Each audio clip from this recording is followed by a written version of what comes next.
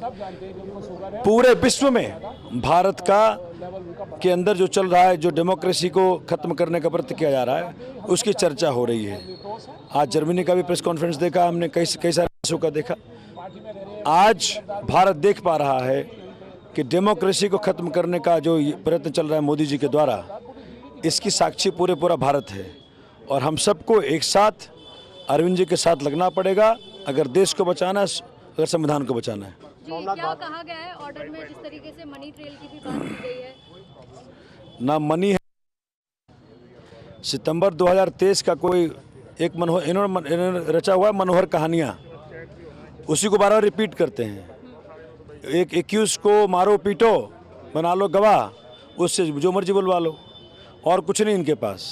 इनके पास खोखला, सब कुछ खोखला है। मोदी जी भी खोखले हैं, भाजपा भी खोखला है, इनकी कहानी भी खोखला है। आप बगल में ही बैठे हुए थे सीएम की, लगातार हम देख रहे थे, क्या स्थिति थी उनका जब ऑर्डर आया? सीएम साहब के चेहरे पे शिकन तक नहीं है। जी। उनको चिंता भारत की है, भारत की जनता की है, देश की है। दिल्ली की जनता के बारे में चिंतित हैं 24 घंटा। वो कह रहे थे, मैंने सर से पूछा, सर ने कहा कि देखो सोमनाथ, हम सब पैदा हुए हैं इसी के लिए। कितना भी कष्ट रहेंगे, कितना भी कष्ट देगा ये लोग, लेकिन हम जनता के लिए जिएंगे, जनता के लिए मरेंगे। हम भगत सिंह के चेले हैं। भगत सिंह जी ने सामना किया अंग्रेजों का, हम लोग सामना कर रहे हैं इसका। आप कोई संदेश, अगर कोई और, क्योंकि होली भी अब सीएम जेल में ही होंगे, नहीं बाहर होंगे, तो कुछ संदेश? देखिए, दिल्ली की जनता, देश की जनता को मैं कहना चाहता हूँ, आपके सीएम आपको लेकर के चिंतित हैं, देश के डेमोक्रेसी को लेकर चिंतित हैं। देश के अंदर चुनाव को जिस प्रकार से विशिएट किया जा रहा है, मतलब काहे का इलेक्शन कमीशन ऑफ इंडिया, मुझे टीएन सेशन की याद आ रही है। अगर टीएन सेशन होते तो बताते भाजपा को कि वो कैसे इलेक्शन कमीशन काम करता है। जब तुम विपक्ष के सारे नेताओं को जेल भेजोगे, हमारे अकाउंट्स फ्रीज करोगे, इलेक्ट्रल बॉन्ड्स पे चुप्पी साधोगे, साफ साफ बाहर बात आ गई, 7,000 करोड़ तुमने लिया घूस में, और घूस लेने के बावजूद ईडी का दिशा उधर नहीं है, कंपनियों के नाम आ गए, ईडी ने रेड किया, उसका हवाला आ गया, रेड करने के बाद डोनेशन दिया गया बीजेपी को, उसका हवाला आ गया। अब बचा क्या है? तो ईडी को कहीं अगर तनिक भी शर्म आती है तो भाजपा पे एक्शन लेके दिखाए। ठीक है सर, थैंक यू। तो ये बयान आपने सुना, और किस तरीके से आरोप लगाए गए हैं केंद्र सरकार पर, पीएम मोदी पर, कि एकीकरण जो ये होता दिखाई दे रहा है वो देश की डेमोक्रेसी के लिए सही नहीं दिखता है।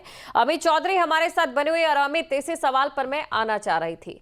लोकसभा चुनावों के प्रचार के बीच जिस तरीके से पूरी कार्रवाई हुई है, वो विपक्ष जो इस समय बटा खटा दिखाई दे रहा था, कहीं ना कहीं इस मुद्दे पर अब साथ देखा जा रहा है।